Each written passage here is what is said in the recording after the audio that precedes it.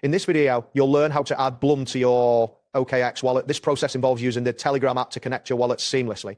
By following these steps, you will be able to manage your assets effectively within your OKX wallet. Begin by opening the Telegram app on your device. Ensure you have a stable internet connection, as this will facilitate a smooth search and connection process. Once the app is open, locate the search bar at the top of the screen. Next, type in Blum Wallet in the search bar. As you type, the search results will populate below.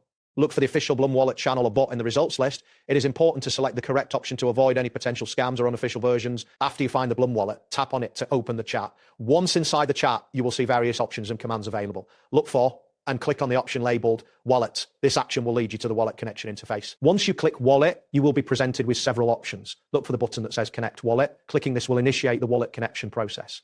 Wait for the interface to load, as this may take a moment depending on your internet speed. After the connection interface appears, click on the option labeled Wallets. This section will display different wallet options available for connection. From this list, choose OKX Wallet by clicking on it. This selection will allow you to proceed with linking your OKX account to the Blum Wallet.